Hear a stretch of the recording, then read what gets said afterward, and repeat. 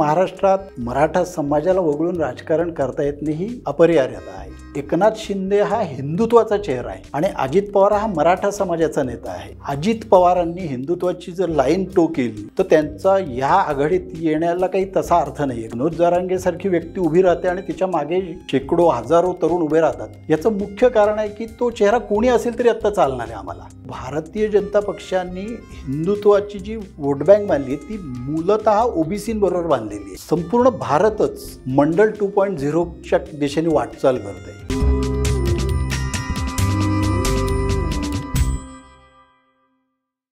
नमस्कार, मी विनायक पाचलक आणि थिंक बँकच्या बिहाइंड द सीन्समध्ये तुम्हा सगळ्यांचं पुन्हा एकदा स्वागत। आज पुन्हा एकदा वेगवेगळ्या राजकीय विषयांवरती चर्चा करायची। अजित पवार यांना भाजपबरोबर सत्तेत येऊन भाजप शिंदे गट यांच्याबरोबर 100 दिवस झालेत। वेगवेगळ्या इतरही राजकीय घडामोडी घडतायत। मंत्रिमंडळ विस्तार होणार म्हणून होत नाहीये, तर राज्यातल्या राजकारणात सध्या काय घडते आणि त्याचा अर्थ कसा काढायचा यासाठी आज पुन्हा एकदा माझ्याबरोबर आहेत ज्येष्ठ पत्रकार, ज्येष्ठ राजकीय विश्लेषक अभय कुलकर्णी सर। सर, स्वागत आहे तुमचं। नमस्कार। पहिल्यांदा इथूनच सुरुवात करू। राष्ट्रवादी पक्ष फुटला, अजितदादा युतीत गेले, महायुतीत उपमुख्यमंत्री झाले, त्यांच्या समर्थक नेत्यांना मंत्रिपद मिळाली, आता पालकमंत्रीपदही मिळाली। 100 दिवस झाल्यानंतर त्यांनी पत्र लिहिलं जनतेला उद्देशून। तर अजितदादांचे या युतीतले 100 दिवस याच्याकडे तुम्ही कसं बघता, काय विश्लेषण करा? अजितदादांचे ह्या युतीतील 100 दिवस हा त्यांच्या दृष्टीने त्यांच्या 15-20 वर्षाच्या राजकीय कारकिर्दीतला खऱ्या अर्थाने कसोटीचा कालखंड आहे। विना शरद पवार ते राजकारण महाराष्ट्रात प्रथमच करतायत, हा त्यातला सर्वात महत्त्वाचा मुद्दा आहे। बरोबर दिग्गज सरदार आहेत, परंतु ते सरदार त्यांची पूर्ण कुमक घेऊन आली आहेत का याच्याबद्दलची शंका आहे। समोरची मंडळी जी आहेत ती यापूर्वी ते सांगतील तसं ऐकणारी होती। आज अशी परिस्थिती आहे की ते सांगतील तसं यांना ऐकावं लागणार आहे। अजितदादा म्हणजे करडा प्रशासक, बोलेल ते करणार अशा पद्धतीची त्यांची ख्याती। परंतु महाराष्ट्राच्या राजकारणातल्या गेल्या 3 वर्षातल्या बदलातून आपण या 100 दिवसात पाहिलेले अजित पवार एकदम वेगळे आहेत। आणि हे अजित पवार ज्याला काय म्हणतात की सविनय अशा पद्धतीचे आहेत, नेमस्त अशा पद्धतीचे आहेत, असं त्यांचं राजकारण आत्ता सुरू आहे। म्हणजे अजित पवार म्हणल्यानंतर महाराष्ट्राला जी राजकारण अपेक्षित होतं ते 100% घडताना दिसत नाही आहेत।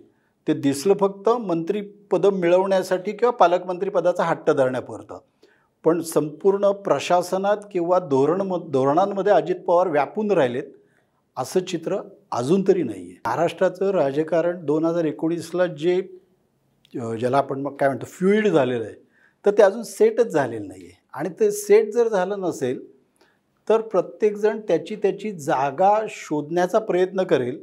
बदल काय घडू शकतात, म्हणजे आपली जागा बदलणार आहे का याच्याबद्दलचा अंदाज सतत घेत राहील। आणि तो अंदाज अजून अद्याप कोणाला नसल्यामुळे मला असं वाटतं की शिंदे गट हा शिवसेनेतून बाहेर पडला, हे फ्रीज झालेलं आहे। महाराष्ट्रामधलं राजकीय वातावरण इतकं धूसर आहे, तर त्यामुळे राष्ट्रवादी काँग्रेस फुटली किंवा नाही फुटली याच्याबद्दल अंदाज व्यक्त होत राहतील। पण जोपर्यंत राजकारण काहीतरी नवं वळण घेत नाही तोपर्यंत हा संभ्रम जनतेत तर राहीलच राहील, पण मला असं वाटतं तो राष्ट्रवादीच्या कार्यकर्त्यात राहील, राष्ट्रवादीच्या नेत्यांमध्ये राहील, राष्ट्रवादीच्या आमदारांमध्ये राहील। पण असा संभ्रम राहणं हे भाजपला अभिप्रेत आहे का? ते या सगळ्याकडे कसं बघतात आणि शरद पवारांना अभिप्रेत आहे? असा संभ्रम राहणं हे मला असं वाटतं राजकीयदृष्ट्या सोयीचं आहे, कारण त्यामुळे तुमचे सर्व पर्याय खुले राहतात, हा एक भाग आहे। त्यामुळे त्याची काळजी ते घेत आहेत असं दिसतं आहे। हे भाजपच्या दृष्टीने म्हणाल तर ते थोडं अडचणीचं आहे। ह्याचं कारण असे की लोकसभेच्या निवडणुका पुन्हा एकदा जिंकायच्यात, हा भाजपचा निर्धार आहे। त्याच्यासाठीच या बऱ्याच गोष्टी घडलेल्या आहेत आणि त्या जर घडल्या असतील तर हे संबंध एकच सूत्रात बांधलं गेलेलं नाही असा मेसेज सतत जात राहणं किंवा तो पाझरत राहणं, याच्यामुळे भाजपला तेच लोकांच्यापर्यंत पोचवणं हे अधिक आवश्यक पडेल। म्हणजे जिंकण्याच्या आधी आम्ही एक आहोत, आम्ही लढतो आहोत, आम्ही खंबीर आहोत, आमची ताकद जबरदस्त आहे, हे सांगण्यासाठीच जास्त आटापिटा करावा लागेल. त्या दृष्टीने भाजपच्यासाठी हे फार सोयीचं चित्र नाही आहे. राष्ट्रवादीच्या दृष्टीने मला असं वाटतं की ते चित्र सोयीचं आहे, कारण त्यासाठी म्हणजे पुढे जे राजकारणात अन्य बदल घडतील किंवा घडले नाहीत तरीसुद्धा त्यांच्या स्थानामध्ये फार गडबड काही होईल असं दिसत नाही. म्हणजे एकनाथ शिंदे ज्यावेळी शिवसेना सोडून किंवा शिवसेना फुटून भाजपबरोबर आले त्यावेळी निदान एक वैचारिक धागा समान होता आणि त्या दोघांनी एकमेकांविरुद्ध लढल्याच्या शक्यता कमी होत्या, जागा कमी होत्या, कारण ते आघाडी विरुद्धच लढायचे. इथं मात्र अजितदादा हे यांच्या विरोधात कायम भाजप लढत आलेली आहे. तिथली लोक बरोबर आलेली आहेत. आता पालकमंत्री पदाचे जे विषय, उदाहरणार्थ आपण पुण्यात बसलो तर पुण्याचा पालकमंत्री कोण आणि मग कोणाचं कारभार चालणार, त्यामुळे उलट भाजपला अजितदादांचा फायदा होण्यापेक्षा अडचण जास्त झाली का कार्यकर्त्यांच्यात पण आणि मतदारांच्यात? नाही, मगाच्या प्रश्नाला मी उत्तर दिलं तेच की राष्ट्रवादीच्या दृष्टीने ते थोडं सोयीचं आहे. परंतु आपण असं एक लक्षात घ्यायला पाहिजे की भारतीय जनता पक्षाचं आत्ताचं महाराष्ट्रातलं राजकारण हे भारतीय जनता पक्षाचं केंद्रातले नेते चालवत आहेत आणि त्यांच्यासाठी कदाचित यातल्या बऱ्याच गोष्टी क्लिअर असू शकतात. आणि त्या क्लिअर असू शकतात याचं एक कारण असं आहे की अमित शहा किंवा नरेंद्र मोदी या दोघांचीही राजकीय जाण आहे ती एकतर देशव्यापी आहे, त्यामुळे ते बीट अँड पीसेसमध्ये त्या राजकारणाचा विचार करत नाहीत, असा एक भाग आहे. दुसरा भाग असा आहे की महाराष्ट्रामध्ये अजित पवारांना घेत असताना ते भारतीय जनता पक्षाची जेवढी गरज होती तेवढीच राष्ट्रवादी काँग्रेसच्या अजितदादांबरोबर आलेल्या सगळ्यांची व्यक्तिगतसुद्धा गरज होती. हे त्यांना चांगलं माहिती आहे की हे फक्त तुम्हाला पाठबळ देण्यासाठी आलेलं नाही, तर त्यांच्यासुद्धा काही गरजा त्यांना पूर्ण करून घ्यायच्या होत्या, त्यासाठी आलेले. आणि तसं याचा एक अर्थ सरळ सरळ असं की हा व्यवहार आहे आणि व्यवहार असेल तर विसार जो म्हणतो आपण तो दिलेला आहे, पण तो पूर्ण डील क्लोज केलेलं नाही अजून. तर ते डील क्लोज तेव्हाच होईल ज्या दिवशी लोकसभेच्या निवडणुकांमध्ये अजित पवारांची राष्ट्रवादी पूर्ण ताकदीनिशी भाजपबरोबर येईल, ज्या दिवशी अजित पवार बारामतीमध्ये सुद्धा इरेला पेटून ती निवडणूक लढवतील, त्याच वेळा ते डील पूर्ण होण्याच्याकडे वाटचाल करेल. अदरवाईज ते असंच राहील. मला बारामतीमध्ये पवार विरुद्ध पवार हा संघर्ष होताना दिसतो का? सुनेत्रा पवारांच्या वाढदिवसाला संसद त्यांच्या होर्डिंग्सच्या पाठीमागे होती. मला असं वाटतं की परत तोच आहे की आपण तो पवार विरुद्ध पवार असा संघर्ष होणार का असा विचार करायला नको. याचं कारण असं आहे की कुठल्याही राजकीय पक्षात आणि विशेषतः तो एखाद्या फॅमिलीतला पक्ष असेल तर त्या फॅमिलीसमोर आज किंवा उद्या घरामधलीच दोन लोक समोरासमोर उभं राहणार अशी परिस्थिती कधीतरी उभी राहते. आणि ती ठाकरेंच्या घरात राहिली असेल, ती अजून अन्य कोणाच्या घरात राहिली, म्हणजे आपण बीडमध्ये गेलो तर क्षीरसागर फॅमिली असेल, मुंडे फॅमिली असेल. हे जर लक्षात घेतलं तर पवारांच्या फॅमिलीमध्ये असं घडत नाही हा विश्वास सगळ्यांना असल्यामुळे हा प्रश्न विचारला जातो. पण ज्या वेळेला शरद पवार राजकारणात आले, शरद पवारांच्या बरोबर मग नंतर अजितदादा आले, अजितदादानंतर सुप्रियाताई आल्या, सुप्रियाताईनंतर रोहित पवार आले, रोहित पवारनंतर पार्थ पवार एक इलेक्शन लढले. हे जेव्हा घडतं तेव्हा त्या घरामध्ये राजकारण त्यांच्या घरातला जो करता असेल तो निर्णय घेईल, त्याच्या एकतर बाजूनी किंवा विरोधात असं काही ना काहीतरी एक समीकरण तयार व्हायलाच लागतं. आणि ते जर आपण लक्षात घेतलं तर पवार फॅमिलीला या प्रसंगाला कदाचित 2024मध्ये सामोरं जावं लागेल. तसं जायला लागू नये अशी त्यांची मनापासून इच्छा असेल, पण अशी परिस्थिती मात्र नक्की निर्माण होऊ शकते. हे सगळं घडत असताना गेल्या 100 दिवसात वेगवेगळ्या जातींच्या आरक्षणाचे प्रश्न पुन्हा एकदा चव्हाट्यावर आले. आंदोलनं वेगवेगळी पुन्हा एकदा अत्यंत नैसर्गिकदृष्ट्या घडताना दिसली, विशेषतः मराठवाड्यामध्ये. तर भाजप सत्तेत येणं आणि वेगवेगळ्या जातींची आंदोलनं होणं याचं काही कोरिलेशन आहे का? याचं कोरिलेशन मला असं वाटतं की ते पूर्वी म्हटलं जायचं की देवेंद्र फडणवीस आले की विशेषतः मराठा समाजाचं आंदोलन उभं राहतं. पण मला असं वाटतं की आत्ता दोन्ही नेते आहेत ते मराठा समाजाचे आहेत, म्हणजे ज्यांची ताकदही आहे, म्हणजे मुख्यमंत्री एकनाथ शिंदे असतील किंवा अजित पवार आहे. तर त्या याच्याकडे मला असं वाटतं की भाजप आलं की असं उभं राहतं असा विचार करायला नको. तर एकूणच संपूर्ण भारतच ॲक्च्युली मंडल 2.0च्या दिशेने वाटचाल करते. कारण मंडल येईपर्यंत राजकारण अप्पर कास्ट वर्सेस बहुजन असं होतं. मंडल आल्यानंतर त्याच्यात हा संबंध ओबीसी हा सुद्धा वर्ग त्याच्यात आला. आणि आता असं लक्षात येतं की ओबीसीमधले सुद्धा अनेक वर्गांना खूप उत्तम संधी मिळालेल्या आहेत. आणि त्या संधी मिळाल्यामुळे ज्या ज्या मोठ्या जाती आहेत ज्यांना अप्पर कास्ट म्हणलं गेलं, विशेषतः म्हणजे मराठा समाजासारखं, की ज्यांचं राजकीयदृष्ट्या ते फक्त प्रबळ होते, आर्थिकदृष्ट्या काही प्रमाणात प्रबळ होते, पण सामाजिकदृष्ट्या मागास असणारा खूप मोठा वर्ग जर असेल तर त्याचं राजकारण कोणीच करत नाही आहे अशी जी भावना निर्माण झालेली आहे. तर आत्ता आपण बघतो की त्याला चेहरा असा काही नाहीच आहे. म्हणजे मनोज जरांगेसारखी व्यक्ती उभी राहते आणि तिच्या मागे शेकडो हजारो तरुण उभे राहतात.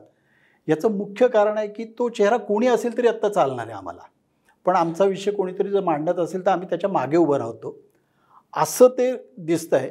आणि तो मला असं वाटतं की भारतातल्या, महाराष्ट्रच नव्हे तर भारतातल्या अनेक राज्यांना हा प्रश्न भेडसावणार आहे. आणि बिहारने त्या जातीनिहाय जनगणनेमुळे त्याचा मार्ग खुला करून दिलेला आहे. मला जनगणनेकडे यायचं आहे, पण त्याच्या आधी मनोज जरांगेंचा उल्लेख करताना मराठा नेता असा पिक्युलरली उल्लेख केला जातोय. आजपर्यंत धनगर नेते होते, दलित नेते होते, वंजारी नेते होते, पण मराठा नेता आणि त्या जातीचा विशेष उल्लेख करून असणारं नेतेपद हे दिलं जाते याची चर्चा होतीये. यानं मराठा एक समाज म्हणून एकवटेल का, आणि मग त्याचा राजकीय फायदा तोटा कोणाला होईल, काय गणित दिसतं? मनोज जरांगेनं जेव्हा असं मराठा नेता म्हणतात तर आपल्याला एक लक्षात घेतलं पाहिजे की शरद पवारांना सुद्धा मराठा स्ट्रॉंगमन अशाच पद्धतीने काय प्रोजेक्ट केलं गेलेलं आहे. तर महाराष्ट्रात मराठा समाजाला वगळून राजकारण करता येत नाही ही अपरिहार्यता आहे. आणि ती जर लक्षात घेतली तर मराठा समाज आपली राजकीय स्पेस पुन्हा मिळवण्यासाठी, विशेषतः या 30 वर्षानंतर त्याच्या लक्षात आलं की आपली आक्रसच जाती आहे स्पेस, तर ती पुन्हा मिळवण्यासाठी तो जी धडपड करतो तो एक भाग. आणि आर्थिक आणि सामाजिकदृष्ट्या जे मागासलेपण आले आहे तो एक वर्ग आहे. असे दोन्हीही वर्ग एकवटत आहेत. ह्याच्यातून एक राजकारण काय घडणार आहे तर मराठा समाज एकवटायला नक्की सुरुवात होईल.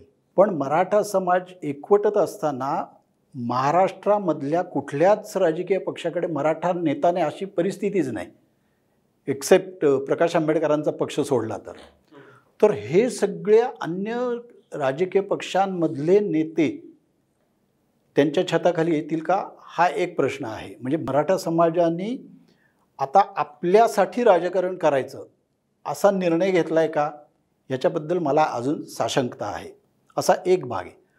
दुसरा मुद्दा असा आहे की मराठा समाजात हे घडत असताना तुम्हाला एक दिसेल की जरांगेंनी मराठा आरक्षणाचा विषय मांडत असताना त्यांनी धनगरांच्यासाठीचं जे आरक्षण आहे त्याचासुद्धा त्यालाही पाठिंबा दिला आहे. याचा अर्थ मराठा समाजाच्या बळावर राजकारण करता येणार नाही किंवा त्यांच्या त्या मागणीला जोर येणार नाही याच्याबद्दलची एक जाणीव त्यांना नक्की निर्माण झालेली आहे. पण हे घडत असताना आपण लक्षात घेतो की अजून ओबीसी समाजाचं विराट आंदोलन उभं राहिलेलं दिसत नाही आहे. पण तरीसुद्धा तुम्ही जिल्हानिहाय ओबीसी समाजाचे मेळावे, त्यांचे धरणं आंदोलनं हे सुरुवात झालेले. हे जर आपण लक्षात घेतलं आणि आत्ता परवाचा जो बिहारचा जातीनिहाय जनगणना आहे की त्याच्यामध्ये जर 62% खालच्या जाती आणि ओबीसी मिळून होत असतील तर त्याच्यापेक्षा फार वेगळं चित्र महाराष्ट्र वगैरे इथंसुद्धा नसेल. आणि ते जर लक्षात घेतलं तर ह्याच्यातून मराठा समाज एकटा पडण्याचा धोकासुद्धा खूप मोठा आहे. आणि मराठा समाजाला पहिल्यापासूनच म्हणजे महाराष्ट्र स्थापनेपासूनच माहिती आहे की आपण आपल्या फक्त बळावर राजकारण करायचं नाही आहे, तर एक मोठा भाऊ म्हणून संपूर्ण महाराष्ट्रातल्या सर्व जातींचा विश्वास संपादन करायचा आहे. तर त्या भूमिकेतून बाहेर पडता येणं खूप अवघड आहे. आणि ते जर लक्षात घेतलं तर मराठा समाज अजूनही राजकीयदृष्ट्या मजबूत राहणारच आहे, पण मराठा समाजाला एकाकी पडून चालणार नाही हे निश्चित. याचा अर्थ असा काढायचा का की जर का जातीनिहाय जनगणना झाली तर त्यातनं ओबीसींची संख्या कदाचित महाराष्ट्रातही जास्त दिसेल, त्यामुळे ओबीसी आवाज अधिक महत्त्वाचा ठरेल आणि मग ज्या उच्च जाती आहेत त्यांना याची अधिक अडचण होईल. मग ही एक शक्यता नक्कीच आहे. पण त्याचबरोबर आपण एक लक्षात घेतलं पाहिजे की ही जर जातनिहाय एक जनगणना झाली तर आता ओबीसी समाजसुद्धा याचा लाभार्थी आहे. 30 वर्ष गेले आणि ओबीसी समाजामधल्या सुद्धा काहीच गटांना सर्वाधिक त्याचे लाभ मिळालेले आहेत. त्यामुळे ओबीसीमधलाच संघर्षसुद्धा याच्यातून उभा राहण्याची शक्यता आहे. म्हणजे तो सबंधच्या सबंध ओबीसी समाज एक पद्धतीने उभा राहील अशी शक्यता मानण्याचं काही कारण नाही. या ओबीसी समाजामध्ये सुद्धा काही लोक आमच्यासाठी अधिक आरक्षण हवं या मुद्द्यावर जातील. म्हणजे आपण प्रत्येक जातीचा उल्लेख करणं योग्य नाही, पण जर मंडल आयोगाने 3,500 जातींचा उल्लेख केला असेल तर आपण प्रत्यक्ष त्याचे लाभ होत असताना किती मर्यादित जातींना होतो हे सर्वसाधारण चित्र आहे. आणि त्या चित्राबाबत सर्वसामान्य ओबीसी जागरूक आहे आणि तो जागरूक असल्यामुळेच हा ओबीसी समाज त्याचं राजकारण उभं करण्यासाठी आपल्याच ओबीसी समाजातल्या ज्यांना अधिक लाभ मिळालेत त्यांच्यापासून दूर जाण्याची शक्यताही तेवढीच आहे. या ओबीसी राजकारणाच्या देशव्यापी परिणामावर मला यायचं आहे शेवटच्या टप्प्यात, पण त्याच्या आधी मनोज जरांगेंचा जे काही आंदोलन आहे ते विशेषतः मराठवाड्यामध्ये होतं आहे. तिथून त्यांना उत्तम प्रतिसाद मिळतोय. त्यांनी दौरा काढला, आता ते पुन्हा पश्चिम महाराष्ट्रातही फिरतात, पण प्रामुख्यानं मराठवाड्यामध्ये आणि विशेषतः जी सभा नुकतीच झाली 150 एकरवरची उत्स्फूर्तपणे ज्याला लोक गेल्याचा फीडबॅक आहे. मनोज जरांगेंचा उदय मराठवाड्यातला हा तिथली राजकीय समीकरणं कशी बदलवतो? त्याचं मुख्य कारण म्हणजे परत थोडं हिस्टॉरिकली जायचं तर मराठवाडा हा काँग्रेसचा बालेकिल्ला होता. तो ज्या वेळेला राष्ट्रवादी काँग्रेस म्हणजे शरद पवारांच्या नेतृत्वाखाली समाजवादी काँग्रेस आली त्यावेळेला तो फुटला होता. शरद पवार पुन्हा काँग्रेसमध्ये गेल्यानंतर तो सबंध तरुण वर्ग ज्याने आपलं राजकारण काँग्रेसच्या विरोधात उभं केलं होतं तो शिवसेनेकडे वळला आणि तो शिवसेनेकडे वळल्यानंतर शिवसेना तिथं ताकदवान झाली. त्याच काळात गोपीनाथ मुंडेंसारखा भारतीय जनता पक्षाला नेता लाभला. त्यांनी त्यांचं तिथं बसतान तिथं मजबूत केलं. काँग्रेसचे नेते अशोक चव्हाण, शंकरराव चव्हाण, शिवाजीराव पाटील निलंगेकर, विलासराव देशमुख एवढेच मातब्बर आणि दिग्गज मुख्यमंत्री होऊन गेले. तर त्यांची ताकद होती. शरद पवारांची जी ताकद होती ती विभागली गेली होती. पण राष्ट्रवादी काँग्रेसच्या उदयानंतर पुन्हा त्यांनीसुद्धा त्यांची ताकद तिथं परत एकदा मिळवली. भाजपची ताकद त्या भागात वाढली आणि शिवसेना तिथं मजबूत होती. आता हे संबंध जर लक्षात घेतलं तर यामध्ये सर्वसामान्य मराठा समाजाला विशेषतः आपली स्पेस कुठे आहे? कारण आपण त्या जिल्हा म्हणजे बीड म्हणलं की विचार करणार की मराठा आणि वंजारी एकत्र होतात का? मग अजून कुठल्या दुसऱ्या राज्यात हिंगोलीत गेलं तर बंजारा समाज बरोबर आहे का? वाशिममध्ये गेलं की तोच विषय. हे जर लक्षात घेतलं तर या मराठा समाजाला आपल्या राजकारणाच्या संधी कमी झालेल्या आहेत आणि त्या कमी झाल्या असतील तर त्या कुठून आपल्याला उपलब्ध होतील याच्याबाबतचा विचार तो करायला लागलेला आहे. त्यामुळे मनोज जरांगेंना मिळणारा तो पाठिंबा तसा आहे. विशेषतः भारत राष्ट्र समिती जर लक्षात घेतलं तर चंद्रशेखर राव यांनी महाराष्ट्रामध्ये विशेषतः मराठवाड्यावर लक्ष खूप केंद्रित केलं होतं. त्यांच्याकडची इलेक्शन आल्यामुळे ते थोडे मागे गेलेले दिसत आहेत, पण ते त्यांचा बेस तयार करण्याच्या दृष्टीने मराठवाड्यातल्या राजकारणात काही हस्तक्षेप करता येईल का ह्याचा विचार करत असावेत आणि त्याच्या दिशेने काही हे संबंध घडतंय त्याचा काही भाग आहे का हे सुद्धा तपासून पाहायला पाहिजे. मराठवाड्यात किंवा एकूणच हे जे मराठा आंदोलन पुन्हा एकदा उभं राहत आहे यातली एक इंटरेस्टिंग बाब अशी आहे की 2 मराठा नेते यावेळेला सत्तास्थानी आहेत. मुख्यमंत्री एकनाथ शिंदे, उपमुख्यमंत्री अजित पवार. मराठा आंदोलनाच्या वेळेला एकनाथ शिंदे खूप ॲग्रेसिव्ह दिसले. ते पोचले तिथं, त्यांनी ते आंदोलन सोडवलं, त्यावेळेला तिथं भाषणही दिलं. मात्र अजित पवार मात्र बॅकफूटवर दिसले. या दोन्ही नेत्यांचं, मराठा नेत्यांचं राजकारण आणि मराठा समाजाची आंदोलनं या सगळ्याचं काय गणित आत्ता आहे आणि ते कुठल्या दिशेला जाईल? याचं मुख्य कारण असं आहे की शिंदेंची जी बॅकग्राऊंड आहे ती सगळी शिवसेनेची बॅकग्राऊंड आहे आणि शिवसेनेचा मूलतः बेस हा सगळा ओबीसी समाज मोठ्या प्रमाणात होता. म्हणजे प्रस्थापित नसलेला जो वर्ग होता तो शिवसेनेची ताकद होती आणि त्यामुळे शिंदेंची सुद्धा जडणघडण त्याच पद्धतीची आहे. अजित पवारांना हे सिद्ध करण्याची गरज नाही आहे. मराठा समाजाचं एक स्वाभाविक नेतृत्व किंवा मराठा समाजाचा नेता म्हणून त्यांच्याकडे सहजपणे बघितलं जातं. त्यामुळे तुम्हाला एकनाथ शिंदे जी धावपळ करताना दिसतील ते अजित पवार करताना दिसले नाही. आणि दुसरं, एकनाथ शिंदे मुख्यमंत्री, त्यामुळे त्यांना त्याच्यामध्ये लक्ष घालून काहीतरी मार्ग काढणं आवश्यक होतं. त्याच्यातून त्यांचा मुख्यमंत्रीपदाचा जो सामर्थ्य आहे ते सुद्धा थोडं उंचावण्याची शक्यता होती. त्या दृष्टीने त्यांनी तो प्रयत्न केला. याचा व्यत्यास म्हणून असा अर्थ काढता येईल का की अजित पवार हे मराठा चेहरा आहेतच, एकनाथ शिंदे मात्र मराठा असूनही तितकासा मराठा चेहरा सर्वमान्य नाहीत, आणि असा असल्यामुळे जी भाजप मराठा चेहऱ्याच्या शोधात होती असं म्हणतात, त्यांनी एकनाथ शिंदे असतानाही अजित पवारांना बरोबर घेतलं असं म्हणता येईल.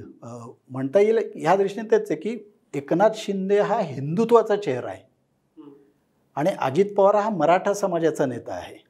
तर भाजपच्या त्या दोन्ही गरजा जर भागवायच्या असतील तर अजित पवारांची एंट्री आवश्यक होती आणि ती भाजपने त्याच्यातून करून घेतलेली आहे. पण तुम्ही हिंदुत्वाचा विचार केलात, म्हणजे विषय काढलात म्हणून एकनाथ शिंदे आणि भाजप ही हिंदुत्वाचा विषय लावून धरताना दिसत आहेत, त्यासाठी जे छोट्या मोठ्या बऱ्याचशा गोष्टी होताना दिसत आहेत. अजित पवार मात्र त्याच वेळेला पूर्ण हिंदुत्वाच्या जवळ जाताना दिसत नाहीत. त्यांच्या पोस्टर्समध्ये यशवंतराव चव्हाणांचा फोटो परत आलेला आहे. छगन भुजबळ अजूनही सत्तेत असूनही टीका करताना दिसतात वेगवेगळ्या गोष्टींवरती. तर हे नक्की काय गणित आहे? अजित पवारांचा, ज्याला कदाचित बहुजनवाद म्हणता येईल असा विचार आणि हिंदुत्व हे कुठं मॅच होताना दिसतंय का? त्याची अडचण होते का? ते कॉम्प्लिमेंटरी ठरते? मला वाटतं हे खूप म्हणजे राजकारण आहे हे सगळं.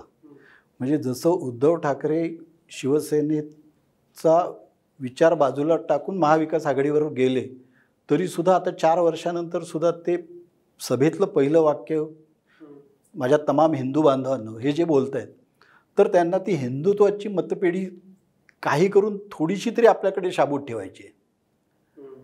अजित पवारांनी हिंदुत्वाची जर लाईन टो केली तर त्यांचा ह्या आघाडीत येण्याला काही तसा अर्थ नाही आहे, कारण ती हिंदुत्व मानणारा वर्ग ऑलरेडी या आघाडीबरोबर आहे.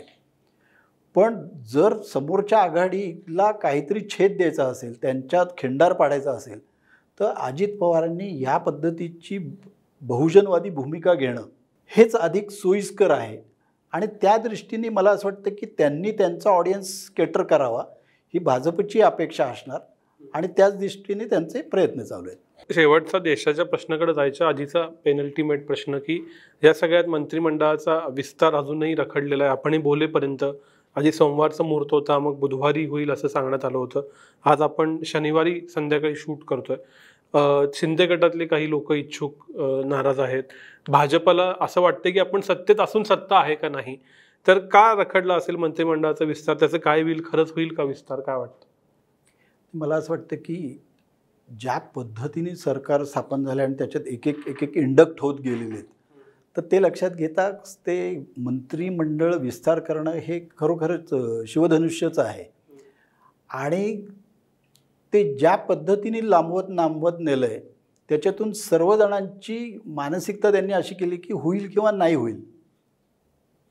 त्यामुळे त्याच्यामुळे असणारा राग लोभ काही राहिलेला नाही. त्यांची सगळ्यांची, ज्याला काय म्हणतं की चित्ती असो द्यावं समाधान, अशा पद्धतीच्या भूमिकेपर्यंत त्यांना आणून ठेवलेलं आहे. मला असं वाटतं की हे सगळं संबंध लोकसभेपर्यंत आपल्याला असंच करायचं आहे, अशीच मानसिकता तयार करणं चालू आहे. त्यामुळे भाजपला लोकसभेसाठी महाराष्ट्रामध्ये काही जणांना आत्ता मंत्रिपद द्यावं लागेल असं वाटलं तरच हा मंत्रिमंडळ विस्तार होईल. अदरवाईज हा आत्ताचे मंत्रिमंडळ तसंच राहील असं मला वाटतंय. ओबीसी चा मुद्दा आपण बोललो, जातनिहाय जनगणनेचा आपण मुद्दा बोललो. असं मानलं जातं की जर का जातनिहाय जनगणना झाली तर त्याचा रिव्हर्स इम्पॅक्ट, त्याचा निगेटिव्ह इम्पॅक्ट भाजपला होईल. कारण धर्माच्या आधारित पोलरायझेशनच्या ऐवजी जातीवर आधारित मतदान होईल. मात्र त्याच वेळेला नरेंद्र मोदी हे जे मूळ ओबीसी आहेत हे भाजपचे पंतप्रधान आहेत. तर ह्या सगळ्या जातनिहाय जनगणनेचा देशभरात जर का हा मुद्दा नरेटिव्ह म्हणून सेट झाला तर भाजपाला फायदा होईल, तोटा होईल, काय वाटतं? मला असं वाटतं की भारतीय जनता पक्ष ह्या चर्निंगमधनं गेलेला आहे. कारण मुळात मंडल आयोग जेव्हा लागू झाला तर त्यावेळेला तो लागू करण्यामागचं एक मोठं कारण असं म्हणलं जात होतं की ते राम मंदिराचं एकूण आंदोलन होतं, त्यामुळे देशभरात जे हिंदू कन्सॉलिडेशन झालं होतं त्याला छेद देणं ह्यासाठी झालं. पण त्याच्यातून आपल्याला घडलेलं असं दिसेल की भाजपला तात्पुरता सेटबॅक बसला काही ठिकाणी, पण भाजपची ताकद मात्र वाढतच गेली. याच्या उलट ज्यांनी फक्त ओबीसीवर राजकारण केलं ते पक्ष तुम्हाला खाली खाली जाताना दिसत होते. सर्वात मोठा फटका याचा काँग्रेसलाच बसला मंडल आयोगामुळे, की काँग्रेसचा अप्पर कास्ट त्यांच्याबरोबर राहिला नाही आणि ओबीसीचं राजकारण स्वतंत्रपणे निर्माण झाल्यामुळे काँग्रेसकडेचा तो वर्ग निघून गेला. त्यामुळे काँग्रेस त्याच्यामुळे वजाबाकीच होत गेली काँग्रेसची. हे जर लक्षात घेतलं आणि 30 वर्षानंतरची बदललेली परिस्थिती, की 30 वर्षापूर्वी भारतीय जनता पक्षाचं शीर्षस्थ नेतृत्व बहुतांश सगळं ज्याला उच्चवर्णीय होतं, आज तशी अजिबातच परिस्थिती राहिलेली नाही आहे. या देशाचा पंतप्रधान 10 वर्ष जो राहिला आहे तो ओबीसी आहे. या देशाच्या राष्ट्रपती झाल्या त्या आदिवासी आहेत. तर ओबीसीचं राजकारण हे भारतीय जनता पक्षाच्या हिंदुत्वाच्या राजकारणाला छेद देण्यासाठी नक्की उपयोगात आणता येतं आहे. परंतु भारतीय जनता पक्षांनी हिंदुत्वाची जी वोट बँक बांधली आहे ती मूलतः ओबीसींबरोबर बांधलेली आहे आणि ती ओबीसींबरोबर बांधली असल्यामुळे ग्राउंडवर राजकारण करणाऱ्या ओबीसी नेत्याला त्याची कल्पना आहे की आपण जातीचा विषय फक्त घेतला तर कदाचित आपलं राजकारण फलद्रूप होणार नाही, पण हिंदुत्व आणि आपली जात हे जर एकत्र केलं तर यश अधिक होण्याची शक्यता आहे. त्यामुळे या राजकारणाचा भारतीय जनता पक्षाला खूप मोठा सेटबॅक बसेल असं दिसत नाही. पण मला एक असं वाटतंय फक्त की राहुल गांधींना असं वाटतंय की आपण ओबीसींचा राजकारणाचा विषय म्हणजे जातनिहाय जनगणनेचा विषय जर पुढं मांडला किंवा ते ओबीसीचा मुद्दा सतत नेत आहेत पुढं, तर नरेंद्र मोदींचे एनिवे 10 वर्ष पूर्ण होतील आता आणि पुढची काय एखादी समजा कारकीर्द त्यांची 5 वर्ष आणखी वाढू शकेल.